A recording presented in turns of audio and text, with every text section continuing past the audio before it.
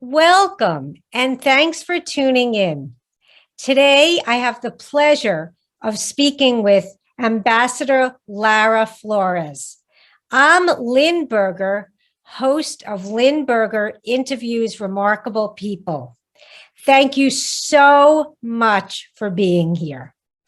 Thank you, Lynn. It's a pleasure. Take me back to your younger self. And what inspired you to do the work you do?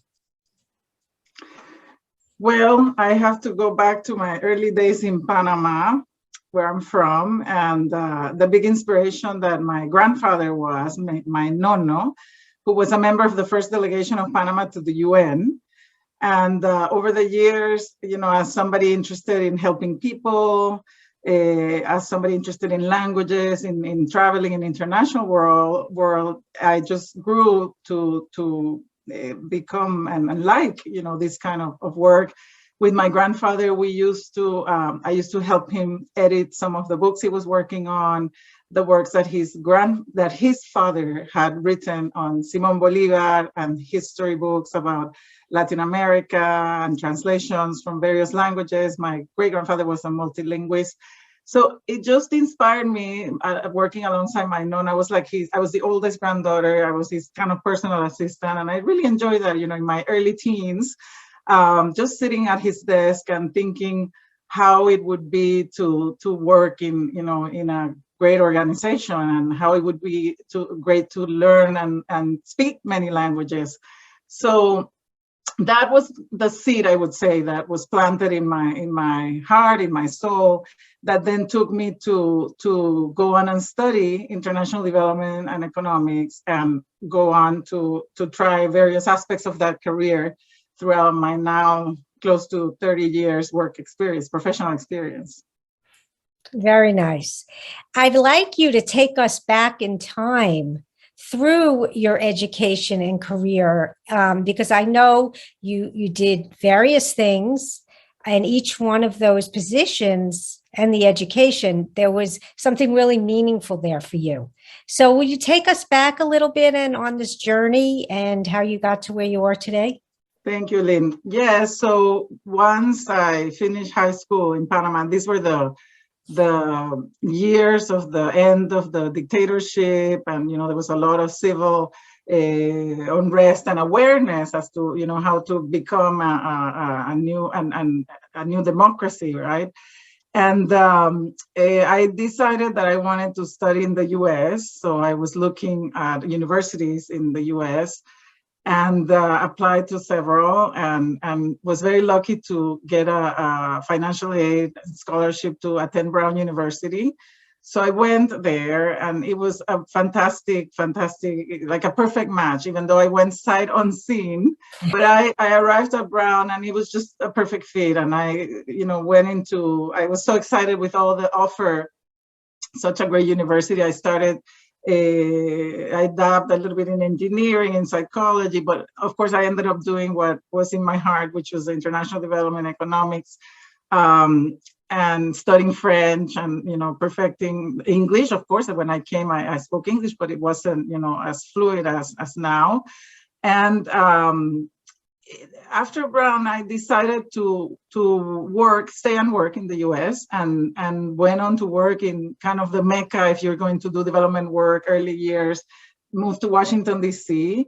And there I worked in an organization that did back then education consulting. So international work, but focused on education. And to this day, I believe that education is at the heart of solving so many problems that we see in today's countries. You know, empowering people and getting them to do what they're good at, and contributing to their country that way. So it was very, very formative years. I had a great boss, my first boss. I'm still in touch with her. She was just a fantastic inspiration. And during those early years, I actually decided, okay, you know, I wanted to go on to do some graduate work.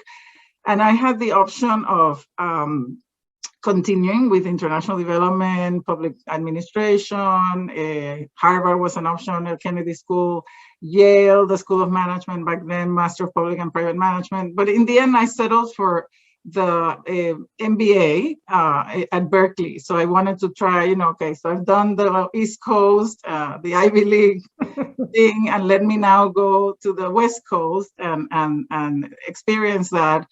And also learn. My interest was, Lynn, mostly, okay, I worked in a context of great people, great souls, dedicated human beings. But what I saw lacking, and we're talking the early 90s now, it was the bottom line approach, kind of the results orientation. In the context. Nowadays is very different, but back then, when you're working in an international organization, in a nonprofit, it's very much about the mandate and the objective, the vision. But back then we were lacking that kind of connection to how to run an organization, how to manage a team so that it produces results. So I wanted to learn that and import that in a way from the corporate world. Where that works very driven, with bottom lines and, very, very disciplined. So I learned that at Berkeley, and it was a fantastic experience. Tell us what happened after Berkeley. Okay. So after Berkeley, this was after I had been in the US nearly 10 years. So it was time to go back to Panama. And this was a fascinating time in Panama's history. Again, I told you when I was, my teenage years had seen the transition to democracy. And now we were like in the full-fledged of democracy. And we were about to make operational what General Torrijos, back in late 70s, and President Carter had negotiated, which was the return of the Panama Canal. And all the infrastructure around the canal that it was in this strip of land surrounding the canal that was called the Canal Zone. So all that was returning to Panama. And this, we're talking again, now we're in the late 90s. And I joined a government organization that was created just to make sure that all those assets were to be incorporated into the Panamanian economy. And these were the early days of Panama becoming, like, really embracing its international image and its international vocation and calling, aside from the canal. So how to turn all that into productive assets for the Panamanian economy. And it was a fascinating time. I was the director of promotion and traveled the world talking about Panama, the benefits of investing there, of people moving there. We set up the City of Knowledge that would then years later, would become the hub for the UN regional organizations. So I was very proud to be at the very beginning of those years.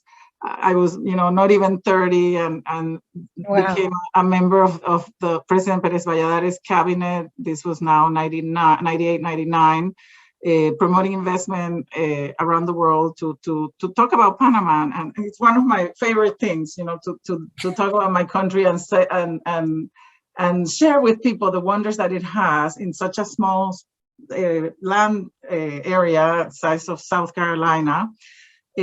All the from the natural to the people to the just the geographic beauty and assets that it has. So those were very, very good years. Now we're running into the early 2000s.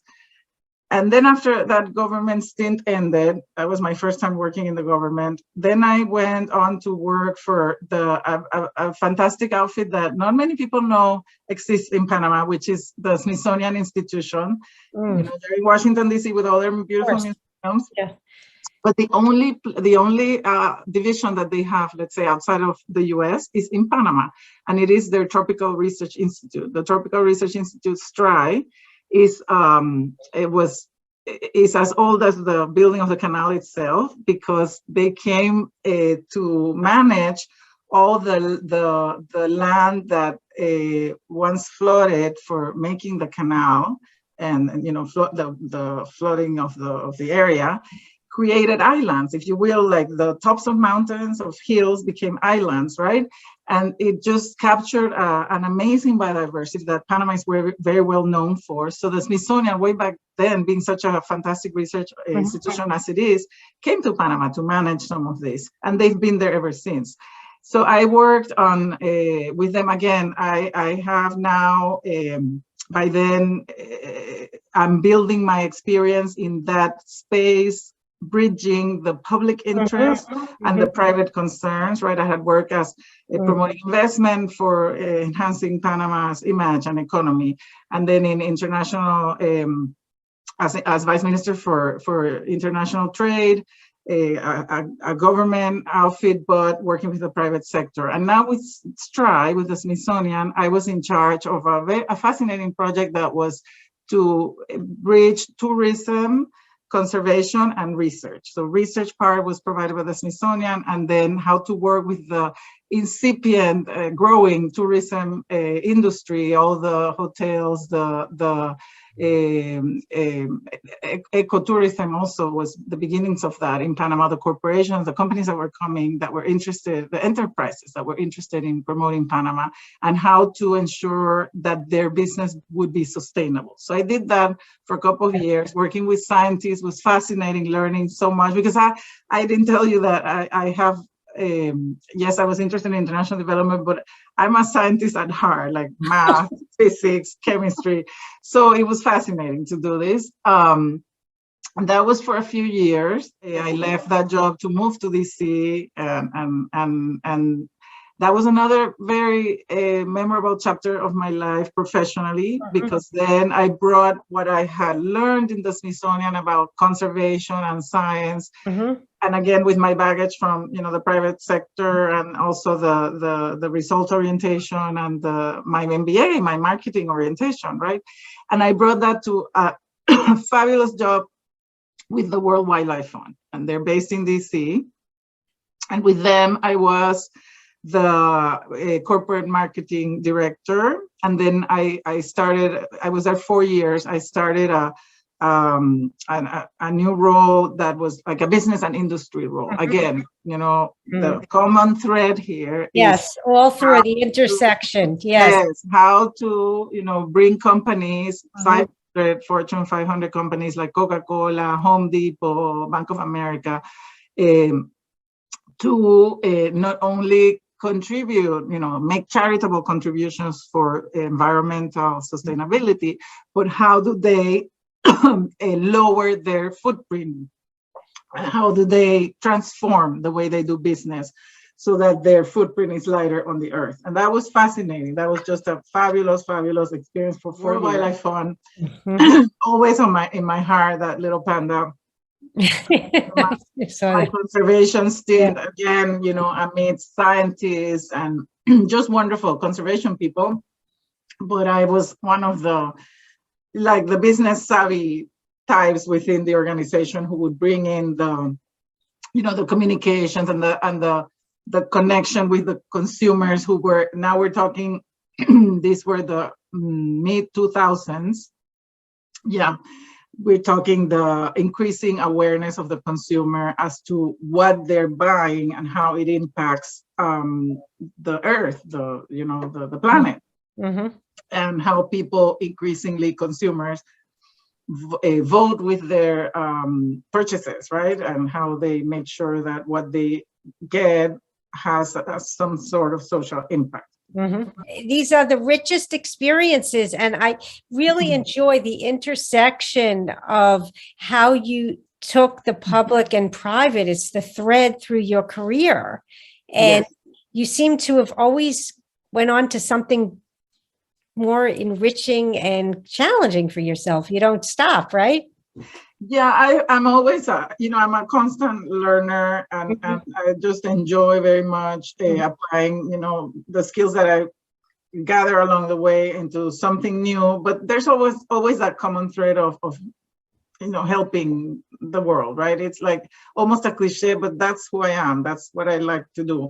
So following the World Wildlife Fund, we moved back to Panama, and this is my chapter begins with the United Nations. And that was almost 16, 17 years ago. So this last iteration, which includes several positions, has been with the United Nations. So I go back to my grandfather, who was no longer alive, and how amazing it was to fulfill that initial aspiration, when I looked up to him as having been in that first delegation of Panama to the United Nations in the mid 40s. And now I was following in his footsteps. So my work, what took me back to Panama was a job at the head of the UNFPA, which is the United Nations Population Fund. It's a new field within my collection, let's say, having worked in education, in trade, in this intersection of tourism and conservation, in conservation and environment, and now it was more the public health component and the gender equality agenda, which was new to me. But again, I as the head of the small team in Panama for UNFPA, I approached it with what I come to my jobs, which is, okay, I'm going to lead my team, mostly of experts in these different fields that I have dabbed in, and I'm going to ensure that they can do their job well, right? So I'm a manager of a great team in an interesting field, and I open doors for them, basically. So for 8 years, I was in UNFPA, learning about the UN, working with indigenous peoples in Panama, of which there's about 11-12% of the people in this 4 million people country are of indigenous descent, our indigenous ethnic groups. And we worked a lot in maternal mortality prevention, access to health, safe births, etc. And the whole agenda of gender equality, women in politics. So again, we're talking the mid to early 2000s, mid 2010. And during that time, I experienced what I was working on for safe birth and wanted pregnancies. I had my own child. My now 14-year-old Max was born in Panama during that time, my early days in the UN. And in 2014, now we're fast forwarding a little bit, with a new government and a different political party than I had worked with, the vice president and foreign minister, first woman vice president in Panama, who had been my peer in my school days and also as a UN professional colleague, invited me to become the permanent representative of Panama at the UN here in New York. So that was an amazing and unexpected, but just an offer that I needed to very seriously consider. And of course, it involved. By then, Max's father had already moved back to the U.S., and I was by myself, a single mom, and wanting to consider, well, what do I do? Do I move back? We moved to New York with a 6-year-old. Max was 6 at the time, and so and we did. We took that step. We came to New York, and for 3.5 years, I represented my country again, one of my favorite things to do, this time at the UN. So I went from working in a country team as part of the team of the UN in the country. I went to work for my country at the UN. Very different roles, but complementary in a way. And of course, that 8-year experience in the field had helped me a lot to understand the dynamics of the UN. And it was a fascinating time, Lynn, because it was 2014 was when the UN was the member states. Remember, the UN is a member state organization, 193 countries were negotiating and deciding on what was to replace the Millennium Development Goals. So we were talking and agreeing on what is current now, which is the Sustainable Development Goals and the agenda, the 2030 agenda. What is the world going to look like by 2030? And it was such a happy time. It was not easy. I mean, it was hard negotiations. It took a couple of years, but they came to fruition and an agreement finally in 2015. So the 2015 marked the beginning of that agenda, which would last through 2030. We're now halfway through, right? All these agreements, Accomplishments. from environment to sustainable consumption to gender equality to safe, education for all and safe childhood. We're now partnerships, governance, rule of law, equality. So we're now halfway through that agenda, and very much finding it challenging with the current state of affairs. COVID, of course, took a hit on a lot of countries in terms of their contributions and their commitments to this. And also now the war, in Ukraine, that's diverting resources, no? So I did that, again, going back to my representing Panama was just a fabulous experience. So I was able to bring together a lot of my various interests. So a lot in development, of course. I participated in ECOSOC, the Economic and Social Council, and I went from being a staff member of UNFPA to being on the board of UNFPA and making decisions about its strategic plan globally. So it just was very, very good times. And for me, working in the UN is just very special, because to be in the place where you can, all the 193 member states, there's more countries in the world, but the members of the UN, the 193, can talk to each other no matter what is going on between them. This is the place where you can actually sit and converse and figure things out. I mean, and it's not easy. Sometimes we don't succeed, but it is the best space that we have for that. So in that role, I came to an offer from now the UN Secretariat to do what I'm doing for the last 4 years, which is I'm the director for the Division of the Americas in the Department of Political and Peacebuilding Affairs. So we advise the Secretary General on actions that we may take as a UN to prevent conflict in countries. And that has become harder to do, I should say, with the increased polarization and authoritarian tendencies all over the world, really, not just in my region. It is a fascinating role, also overseeing the political missions in Haiti and in Colombia. Well, what a career. I mean, each experience seems to have built on the other, and you were able to bring all this together in such a wonderful and rich way. And they're so fortunate to have you. Tell me a little bit about this, some key initiatives you got involved with recently. Would you share with us? Well, one thing that I always like to mention, and this was as part of when I came with Max, as a 6-year-old, and me as a single mom. His father lives in Florida. I immediately had to build a network here, right? If I'm going to carry on this high-level job and represent my country appropriately, I need support, right, for my child, and to make sure that he's okay.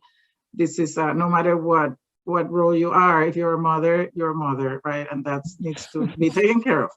So I quickly came in touch with other women ambassadors, but with one fellow ambassador who had a 2-year-old boy as well. We decided to found the Ambassadors Kids Club. And that was just a fun space, because we identified at the time maybe between 40 and 50 ambassadors, both female and male, had children who were in school-age children. And we made it another space to interact and to come together as representatives of our country, but also come together in our role as parents. And it was fabulous. I was the one to come up with the crazy ideas, to reach out to people, to get them together. And my colleague would, which is a country with a little more resources, would pay for, from trips to the zoo to a movie, Build-A-Bear workshop. The quintessential event is the Halloween party. So it was always an amazing space. And I think, Lynn, that in this role, in this work, in this political role, you have to find areas of common interest that would build the trust that you need to have a better diplomatic relation across the countries, in this case. No, so that was actually a really interesting space. The other, I would say, legacy that I'm very proud of is at the time I arrived, social media was beginning to become big, and nowadays you cannot do without digital diplomacy. But at the time, there was the opportunity, and I started it to get all the ambassadors together on a WhatsApp chat group. It sounds obvious today, but back then it didn't exist. It didn't exist. Absolutely. This was 2014, 15. So it started with an event that I wanted to make sure that people came to, and now you know me, and I'm friendly. I go, I meet people, I ask for the information, and I'm much of a networker and a bridge builder like that. So I was the one who brought all this information together and got 189. There were always 2 or 3 that wouldn't get on for one reason or the other. But this is an ongoing conversation among the ambassadors of the UN. And to this day, I mean, when I left that role, I left that in charge of someone else, right? Because I was no longer the ambassador. But to this day, it is there, and it is a fantastic place to welcome people, to stay on top, to communicate news at the same time. That was always something important, right? You don't want to be left behind with the news, but through these groups, you are able to reach people at the same time, and it's very, very useful. And I'm now still part of the International Association of Permanent Representatives, we have our board, and I'm part of the board. And we have I have, of course, another big chat group, this time 260, trying to do good for the world, trying to inspire the next generations of people, trying to make sense of what's going on, and to see how we each, from our now different space, contribute to the solutions that we badly need in today's world. Well, you are clearly a remarkable woman, and your experiences, I mean, we could have talked for another half hour. Thank you so much for sharing. There's so many nuggets here for so many different people at different points when you did different things. So thank you. And it's a pleasure to meet you, and I look forward to many more conversations with you.